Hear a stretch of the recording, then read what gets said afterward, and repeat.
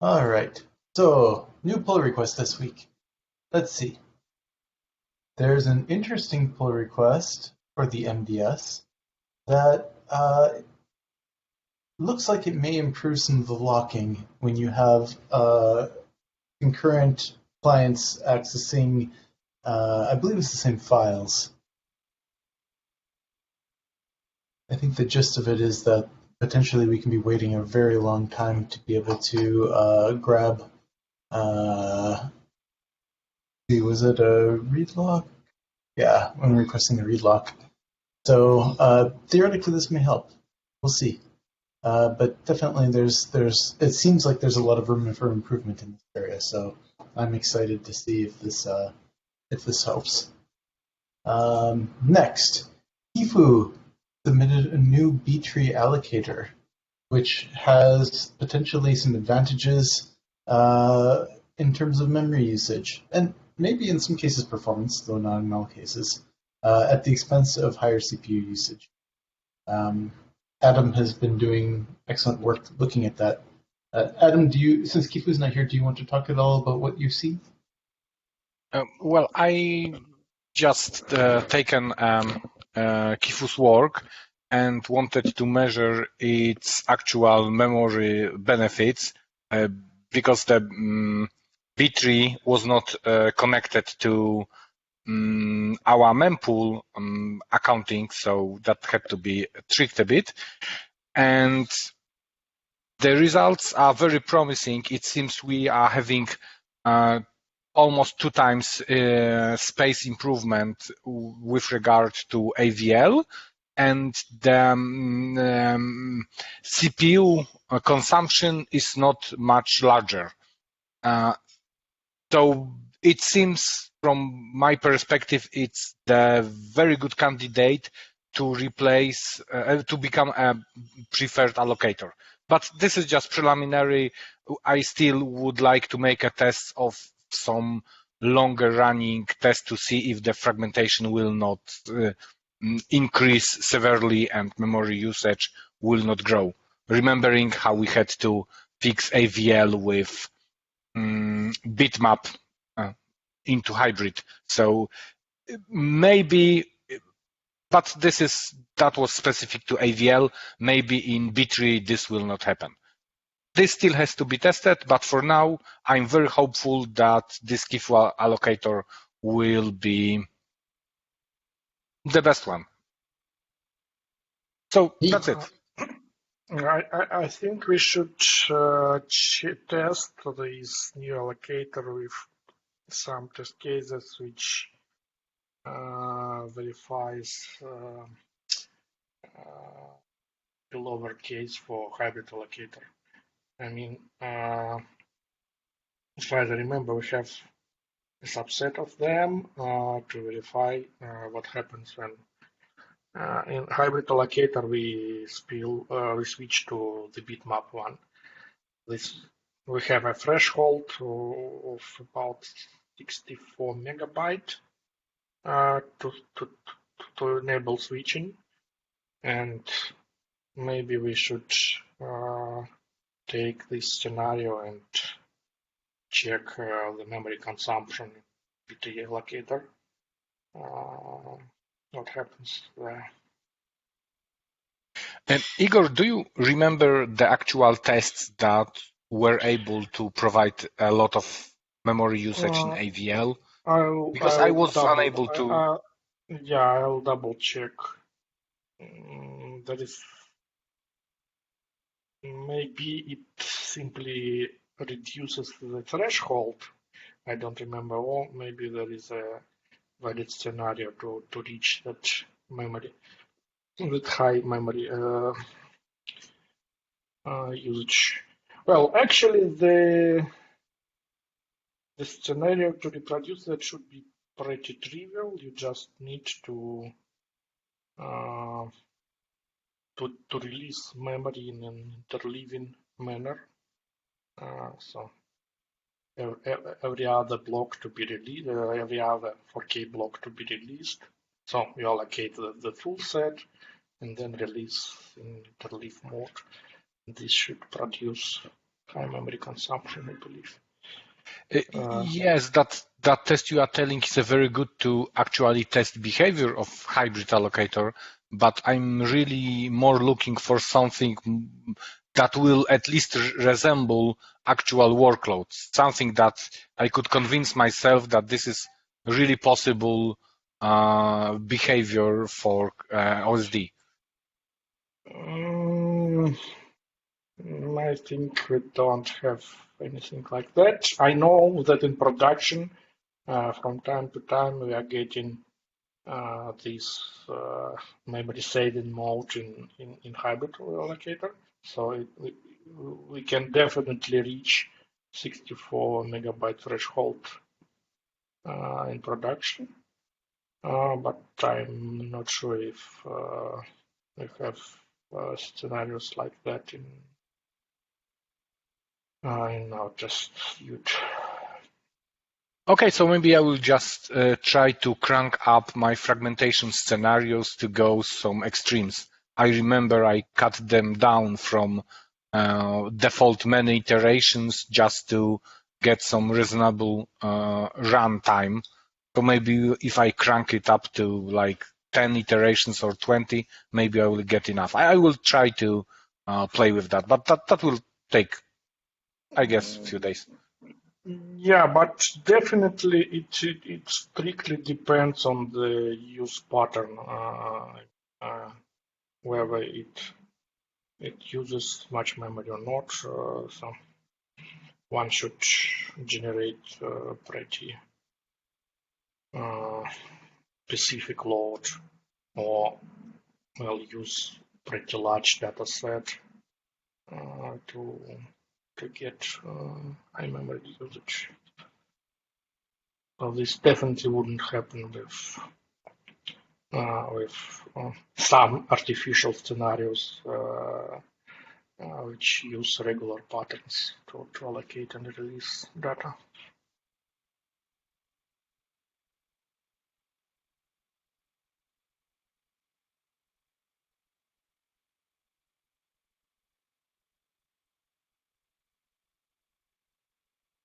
And by the way, this interleaving scenario looks like a corner case for getting the highest RAM usage. So it might be pretty good to estimate how this new allocator behaves.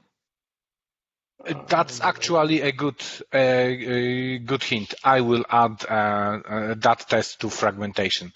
Just trash it, and I will see how much we will get of actual use, memory use per allocator. Yeah. Just to estimate how large is how scalable it, or how what's the difference with AVL1?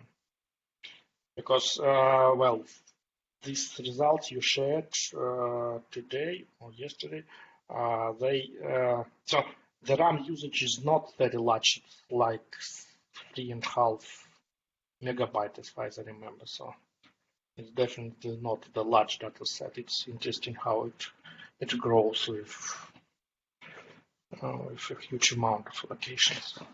Yes, you are correct, and that's why I was telling that I will go back to making a lot more iterations of a fragmentation test, because that one was the repository one, which is now trimmed to 3 iterations instead of initial, like I had it 10 or something, that produced a lot of fragments.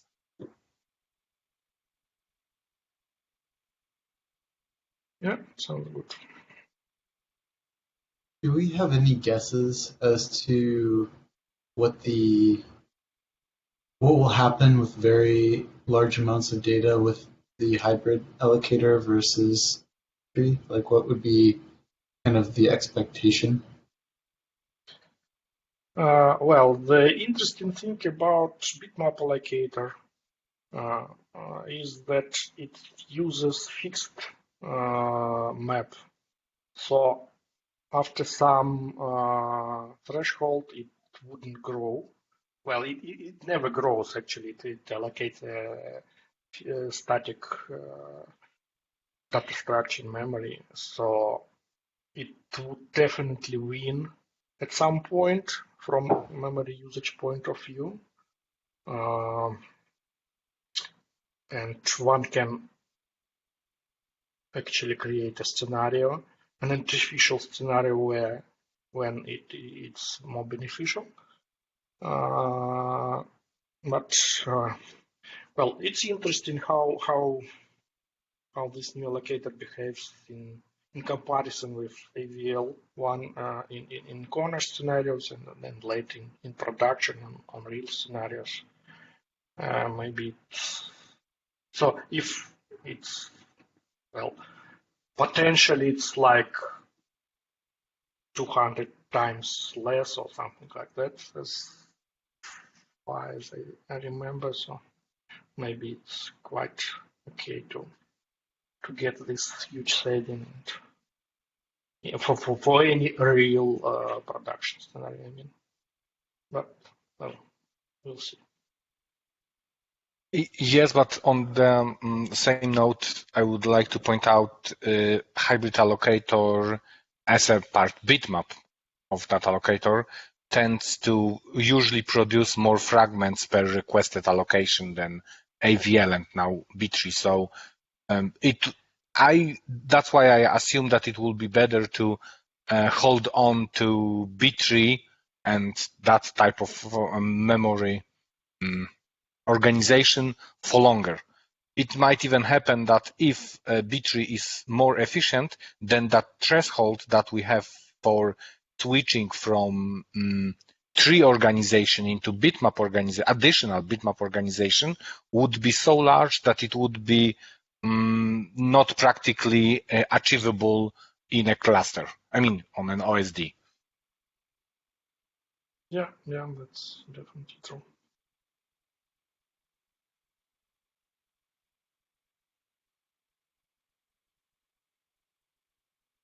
I remember a couple of years ago looking into what a bunch of other file systems were doing, and it seemed like hybrid, like some kind of hybrid setup was really common.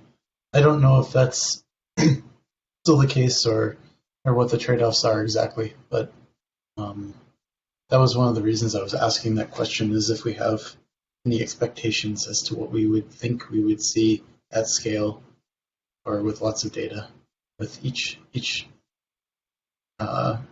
structure.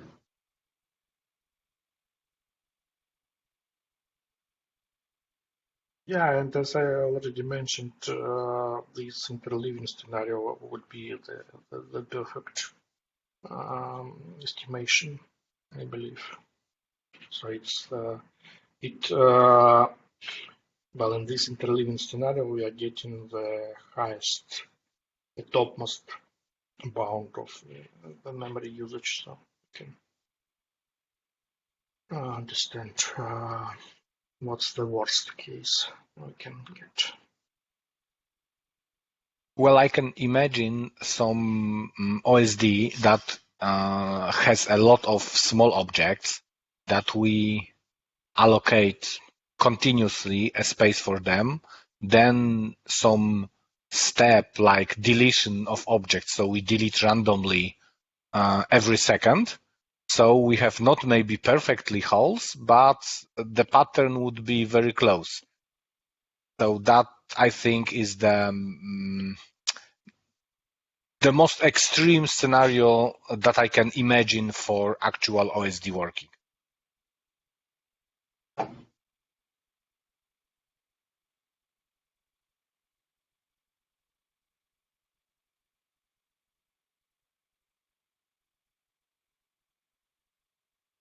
And also in future, if we expect to have OSDs that have some small files alongside large files, we could think of having bitmap allocator only for some dedicated portion of space.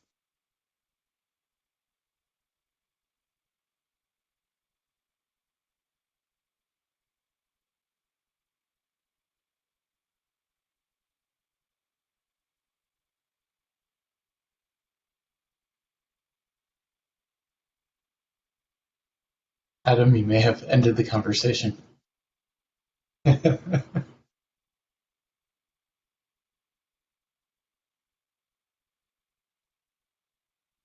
That wasn't my intention. All right. Well, it sounds to me like we should test this. Oh, go ahead, Igor. You have something to say. Well, potentially we can build a sort of hybrid allocator on top of this new allocator as well. So if it would just switch to bitmap mode later, since since bit3 uses less memory. So if we find we might still get higher RAM usage in some scenarios, we can build well another hybrid allocator. So pretty easily, I believe.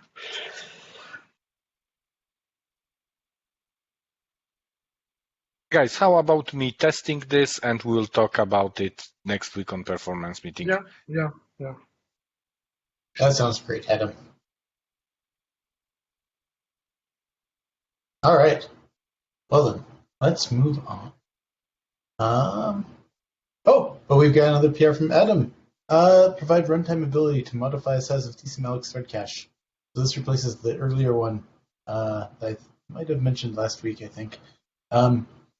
So the idea here is that we set the TCMalix thread cache bytes, or max total thread cache bytes, inside the OSD rather than doing it as an environment variable in the many different front ends and installers for Ceph itself. Adam, I am very much in favor of your PR. I think it's absolutely the right way to go. I think it would clean up everything and make it much clearer how things are set, where, and how to find out what they're set to.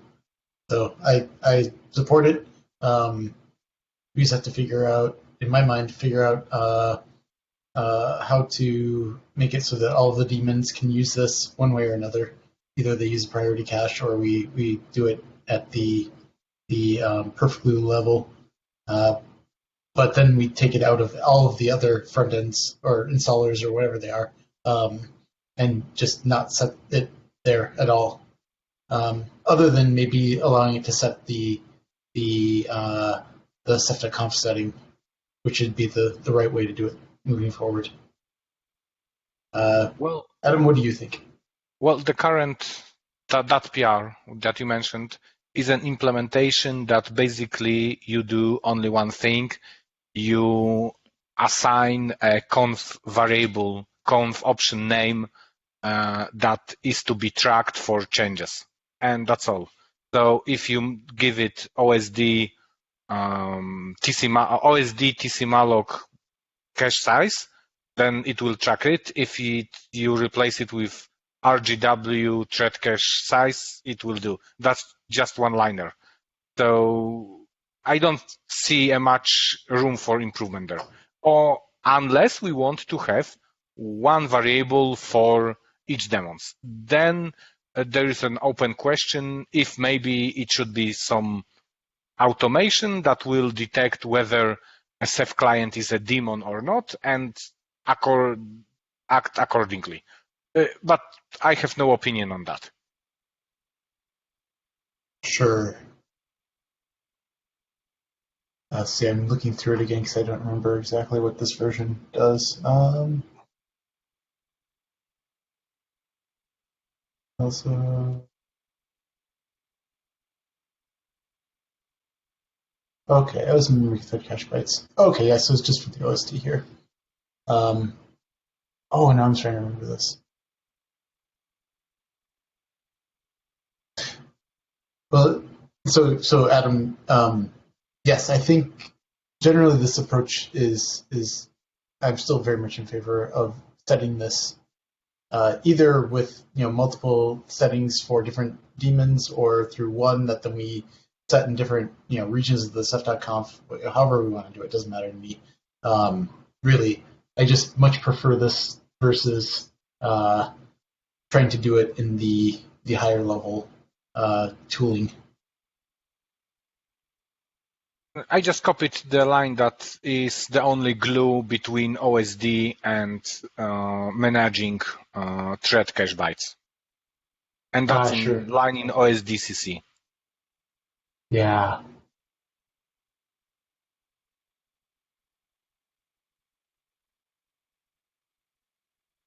Okay, so this is still in perf glue.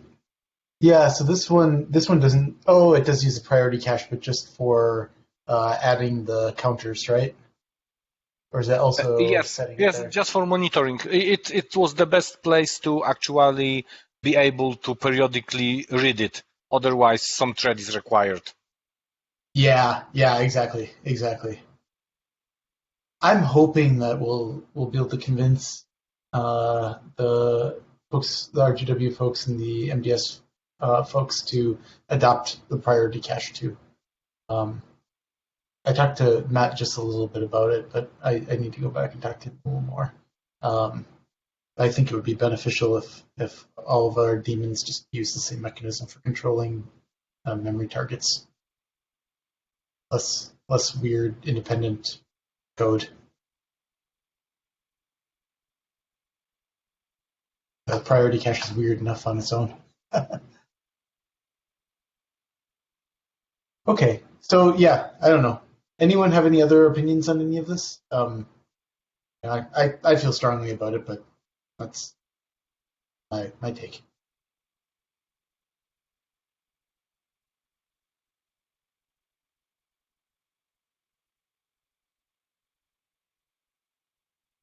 All right, well, Adam, maybe we can talk more about it and get your PR merged because I'd like to see it happen. I think it's good. Thanks. Okay, next. We have a couple of closed PRs. One that did merge for setting the DC malloc thread cache bytes in Ceph ADM. We need this right now because it will apply to all daemons, including those that don't. Well, I guess maybe Atoms would work for anything that's using perfblue, so maybe that would be fine anyway. But in any event, that merged. I don't think it's the right way to go long term, but it's useful and good for now. Long term, I'm hoping though that we won't have all of these individual tools, including CBT, set this on their own. Next, closed. Igor's PR for fixing something in the priority cache with the perf counters priorities. It was like making the UI for one of the tools looking at this like go crazy and go off the end of the screen. So that's good. That was just an accident on my part that they made it into too high of a priority. This manager time to live thing still has ongoing discussion. The cache there. And then there's a discussion going on with the AVL allocator. Kifu had mentioned B-tree allocation there. So there was some discussion about data structures. But I don't know if there's much else going on there. Either Igor or Adam, was there anything holding that PR up? This is the BlueStar AVL allocator introduced BlueFS AVL alloc FF max star options.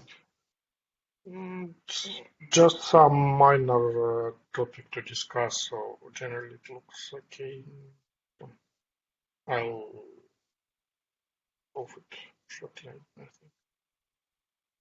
Yeah, I basically like the implementation. I think even that part that were just implemented here should also go to the new B-tree allocator. I'm even surprised that it's not there. Maybe just for making it easier for comparison.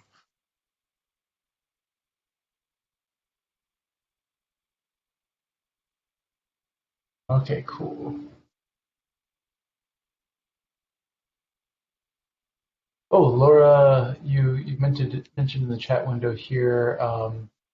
Anyone on the call knows what the priority field for perf counter signifies.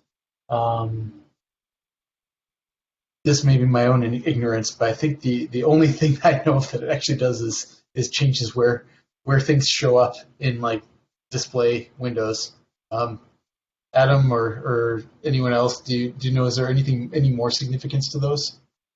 I think that's exactly right, Mark. I think it's I might even control how many of those are reported exactly, but it's for controlling which ones end up in like the output of the Ceph daemon perf command, and I think it may control which ones are actually reported to the manager too. Yeah, that's what even the dashboard has one level that it displays. So they pick one level. So if anything needs to be displayed in the dashboard, you need to assign a particular priority, if I remember correctly. Oh, that's cool. Thanks for clearing that up. I know that was a side question, but I was curious about that. So thank you guys. No problem. All right. So lots of stuff with no movement.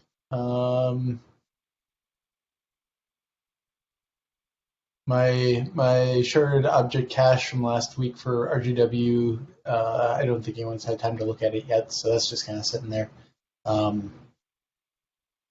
need to get back to the cache binning. Should get in soon. So I need to hire my priority list just to get that in.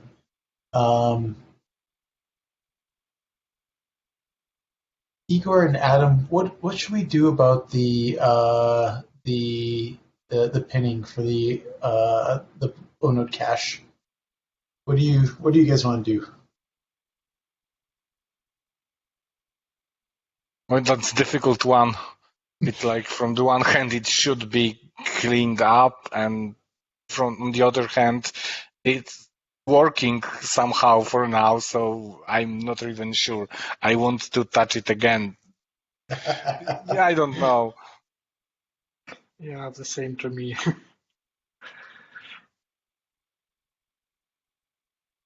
Well, I suppose if we're all in agreement that we don't want to touch it, that's an answer, right?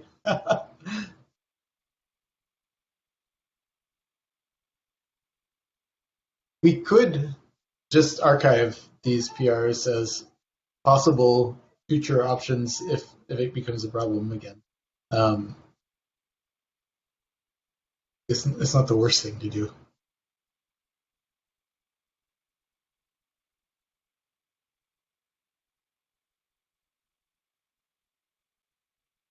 Yeah, I think this makes sense.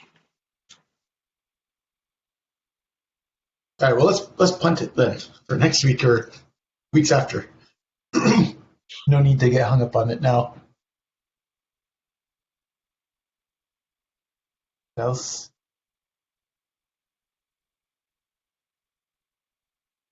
I guess probably enough of PRs for this week. Just one note on this list. I've just revived my PR on PG removal optimization. So it's ready for another query run, I believe. Do you have a link to that again, Igor? It's which much?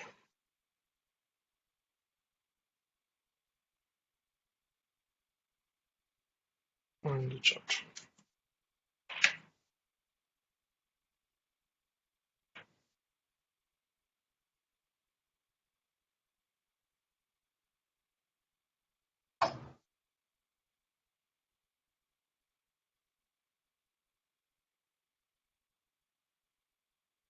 Oh, have you updated that? It looks like it's still. Yeah. I rebased it to the current master. I must just be missing. Yeah, I'm also seeing. Maybe you forgot to push Igor because it's showing conflicts somehow. Okay, I'll double check. Yeah. It's like I should.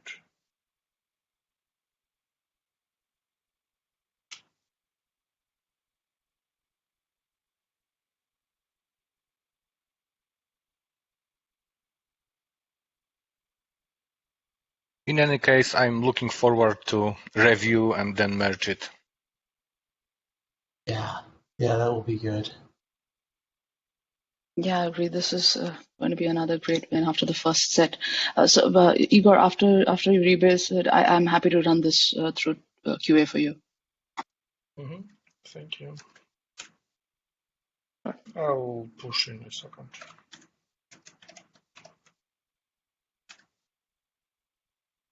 Here, I'll preemptively move it into the updated category. Yeah, it's there.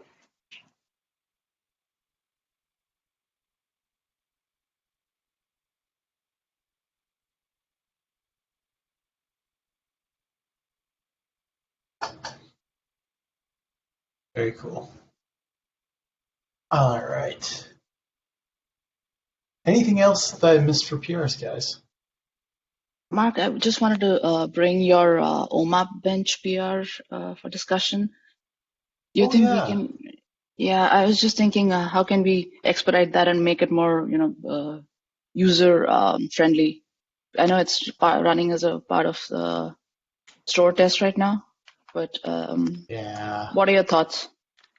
It should probably be turned into its own application, part of store test.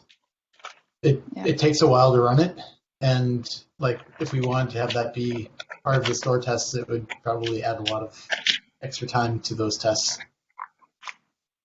Yeah, I was Some just people wondering might- if would it be possible to make it like a separate test that can be run on its own in pathology? Absolutely, just needs to be rewritten as its own Yeah, application, right? yeah. Well, I personally would love to see it as a tool that's able to just connect to any running Ceph and just test this installation. So we could maybe find some discrepancies that we never imagined. One thing right now is that it doesn't talk to the an OSD, right? Like it's talking to the object store.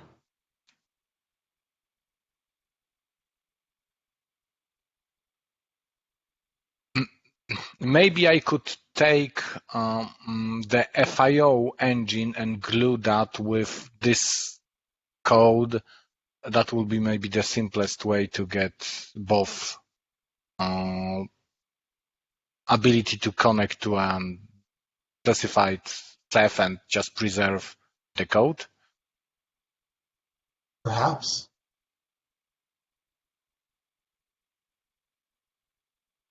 Let's brainstorm and see if we can figure out what the best way to do that is. Let's so let's put that for brainstorming later. Yeah. Right, cool. Thanks, guys. Okay. So if there are no other PRs, then I'll give just a short update on stuff I've been working on.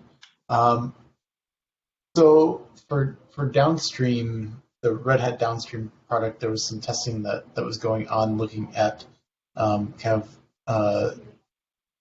the versions based on Nautilus versus version based on Pacific, and there were some potential warning signs that there may have been some regression in Pacific versus Nautilus for Rados GW. So I went back and looked at upstream. So this is all public stuff. And what I saw was that in Pacific, we were seeing on a really high performance cluster, higher CPU usage and a lower performance. So I there were some hints that maybe it may have been TC-malloc related. I went through and did a big sweep looking at the number of RGW threads and the what happened with different TC-malloc thread cache settings for Rados GW. Those results for puts and gets are here.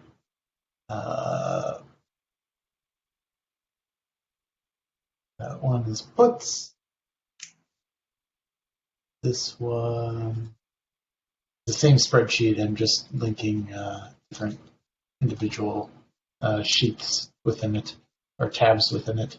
But anyway, we saw really kind of different behavior and different performance levels and CPU usage between Nautilus and Pacific. I went back and did some wall clock profiling of Pacific and saw that a significant amount of, well, a somewhat significant amount of time was being spent contending on the object cache lock. So this is basically like an LRU that's not sharded at all, just a single individual. So I made a PR to shard that, and that's the one I was talking about earlier, this object cache sharded thing. That helped some, not a lot, but some. Not enough to fix things to the extent of like making it as good as Nautilus was. So then I kind of went back and over the last weekend did kind of a semi-automated performance bisection, and these are always really rough. They take a lot of time, and they take this kind of irritating to run them, but I did it. And those results are here. What I saw from that appears to be two specific PRs that seem to be hurting performance and in some cases dramatically increasing the CPU usage in Redis GW. Don't really know why yet. The spawn stuff, which is the first one, I mean, that kind of makes sense given the description of what it does. I could imagine lower performance and higher CPU overhead given those changes in it. For the second one, the step 16 pull request 35355, that one I have absolutely no idea why that would cause that kind of performance change. But I don't know this code very well either, so I don't know, Adam. If Adam Emerson, I don't know if you've looked at this at all or have any insight, but just a casual glance at it, I didn't see anything obvious that stuck out to me. All right, what's the context? So this pull request here, this is, I can go back and look at it. This is add request timeout to Beast.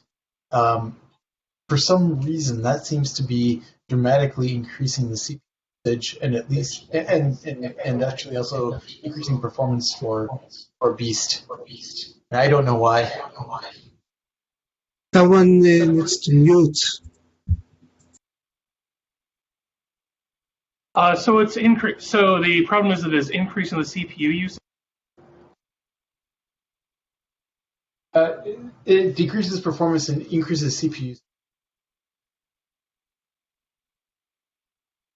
I'm honestly not sure. I haven't. This is the first I've seen of it. Sure.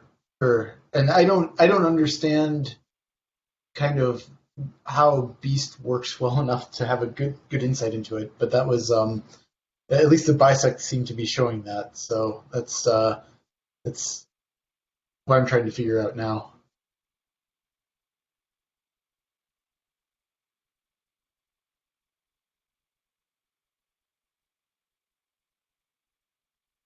So in any event, all of these numbers for guess and puts with different tcmalloc thread cache bytes and numbers of threads and all these things, to some extent is all kind of irrelevant because we need to figure out why these PRs are having this impact first, probably get those fixed, and then rerun tests looking at whether or not it's, the current number of threads, which is 512, is significant. It's a lot of threads for Beast. And what tcmalloc thread cache settings actually make sense given that or given a change if we make a change. But that's just kind of the overview. At least in the long term, I can tell you that one of the goals behind our ASIO changes will be to cut down the number of threads we are using overall. The number of threads we're using now is basically a result of the original Civet web design, which we aren't using anymore, but it's assumption that everything would be a blocking call. Yeah. That's what I assumed too.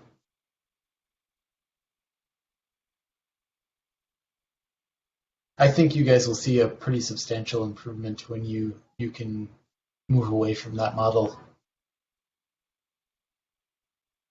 The good news here, though, is that, I mean, in these tests, we're talking about between like 100 and 200,000 like 4K puts per second. Like that's not bad for this kind of architecture, right? Like given the round trips that are required to the OSDs and given just the S3 protocol and everything, that's in my mind that's not bad. Probably faster than a lot of our competitors is my guess. I'm just kind of making that up, but Mark, interrupting you a bit, I would like to upload your table which lists PRs with performance. That's like amazing. Oh, thank you. That was I had to have like a drink after I was done with all of this because it was a lot of work. But yeah, it's if we could automate this, like figure out a way to have it combine Kifu's work and Radek's work for like trying to say if something passed or failed, maybe make it even a little smarter with like doing bisects like this and automate the whole process, it would just be so much nicer. But right now it's only semi-automated.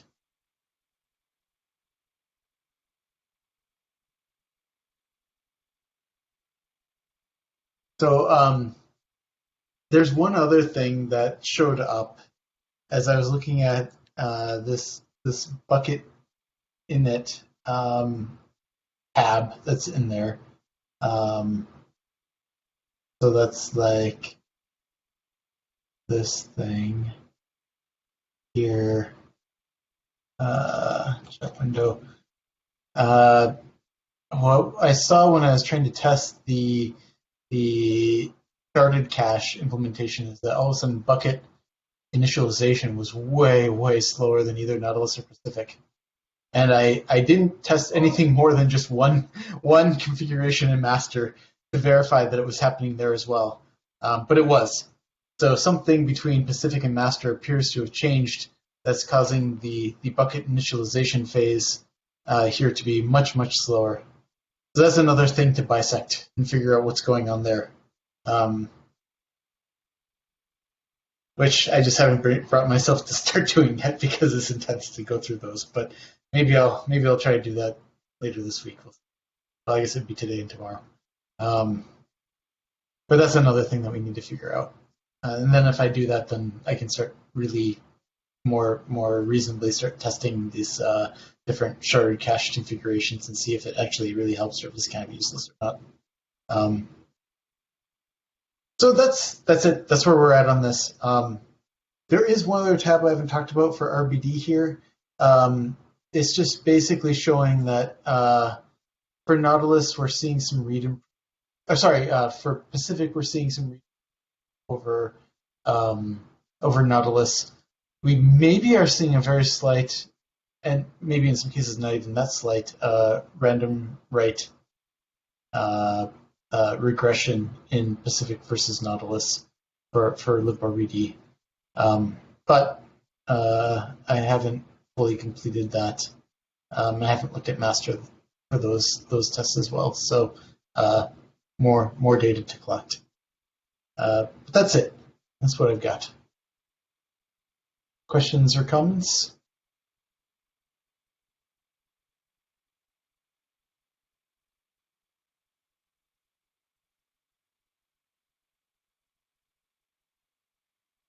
All right. So the other thing Mark, that was on. Sorry, one thing. Just looking at the spreadsheet, I noticed that when the puts column for CPU usage on line 18, looks like there's a significant jump. Maybe between that and the earlier runs, maybe about like a 50% difference or so. Yeah, look at the puts per second as well, though. Okay, so we're actually just doing more. Something changed that let us do more work. Got it. We're not more efficient. Maybe we might even still be a little less efficient. I don't know. I haven't somewhere in there. We can probably figure out the ratios. But I didn't look too closely at it because I figured it was just there was some improvement that let it do better. Yeah, more concurrency or parallelism or something. Yeah.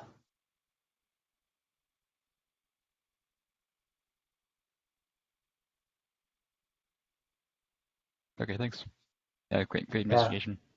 And I Oh, agree. It thank would you. be fantastic to automate this process in the future. Yeah. It's a lot of work doing these. For sure. Well, it gets weird too because I don't even know how to make it reliable in an automated way because I end up like at different steps. If I get inconclusive results, I end up running like a couple of them. I guess you could automate that too, and then Sure. try to have it like keep running stuff until it either gives up or can converge on some level of assurance that it really is a pass or fail. Yeah. I have some measurement of variability across a few runs, and only it gives a pass or fail based on like a pretty large threshold difference. Yeah, and there was enough noise in these that like there were multiple times where I ended up having to do like several runs to really convince myself it like passed or failed. So it's kind of ugly sometimes. Yeah. That's a lot trickier than this plain correctness testing. That's for sure. Yeah. Oh, one thing I did want to mention on this though is I forgot to mention is that 35355, that's step 16 on line 25. That's an easy commit to revert. It just reverts really cleanly from Pacific, and that did show that we basically more or less reverted to the same level of performance from before that commit. So that one is really nice and clear. Like just reverting it makes performance go back up. So that's easy. The spawn PR, that other previous one on step 28 on line 12, that thing has been layered on top of. I tried to rip it out. I spent like maybe a half an hour just like ripping stuff out of RGW and trying to make it go away, and it was not super easy or clean. So I gave up and figured Casey or somebody that knows this code better can do it, or look into it.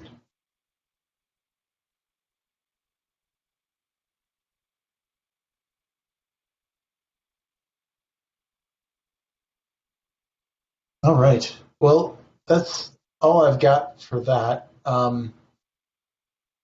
Sage had listed a couple of things he wanted to talk about from Ceph Month, but he's not here, so maybe we should just, we're kind of towards the end of the hour, maybe we should just wait till next week.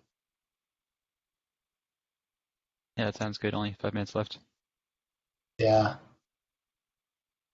All right. In the last 5 minutes, does anyone have anything they want to bring up or talk about with the group?